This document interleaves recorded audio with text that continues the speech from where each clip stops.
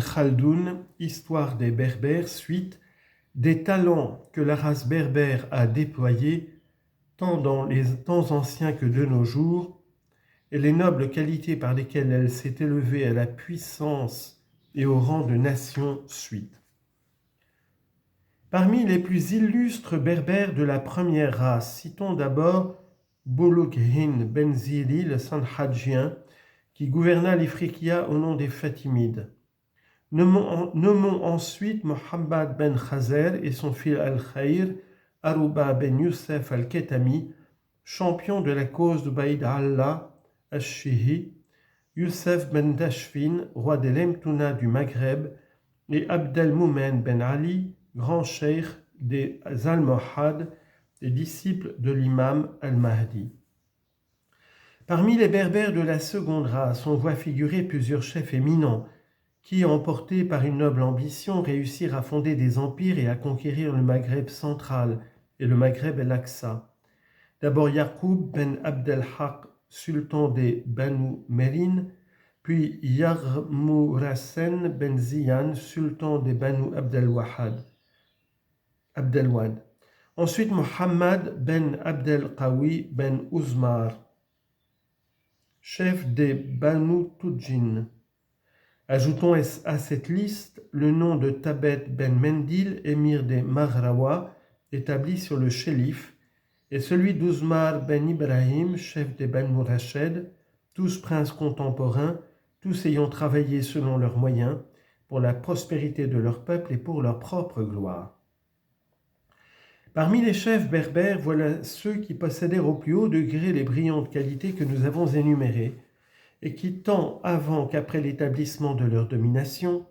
jouirent d'une réputation étendue, réputation qui a été transmise à la postérité par les meilleures autorités d'entre les Berbères et les autres nations, de sorte que le récit de leurs exploits porte tous les caractères d'une authenticité parfaite. Quant au zèle qu'ils déployèrent à faire respecter les prescriptions de l'islam, à se guider par les maximes de la loi et à soutenir la religion de Dieu, on rapporte à ce sujet des faits qui démontrent la sincérité de leur foi, leur orthodoxie et leur ferme attachement aux croyances par lesquelles ils s'étaient assurés la puissance et l'empire. Ils choisissaient d'habiles précepteurs pour enseigner à leurs enfants le livre de Dieu. Ils consultaient les casuistes pour mieux connaître les devoirs de l'homme envers son Créateur.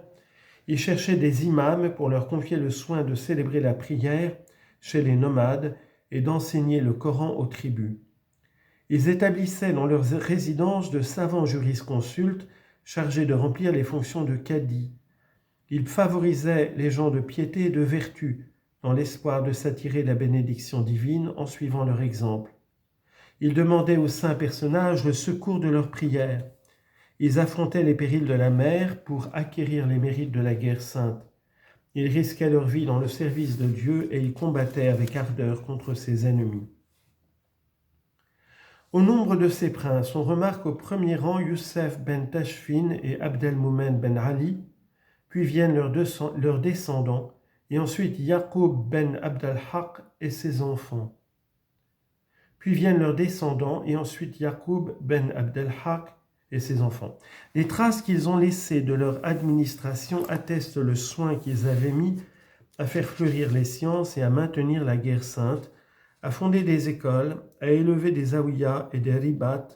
à fortifier les frontières de l'Empire, à risquer leur vie pour soutenir la cause de Dieu, à dépenser leurs trésors dans les voies de la charité, à s'entretenir avec les savants, à leur assigner la place d'honneur aux jours d'audience publique, à les consulter sur les obligations de la religion, à suivre leurs conseils dans les événements politiques et dans les affaires de la justice, à étudier l'histoire des prophètes et des saints, à faire lire ces ouvrages devant eux dans leur salon de réception, dans leur salle d'audience et dans leur palais, à consacrer des séances spéciales au devoir d'entendre les plaintes des opprimés, à protéger leurs sujets contre la tyrannie des agents du gouvernement, à punir les oppresseurs, à établir au siège du califat et du royaume, dans l'enceinte même de leur demeure, des oratoires où l'on faisait sans cesse des invocations et des prières, et où des lecteurs stipendiés récitaient une certaine portion du Coran tous les jours, matin et soir.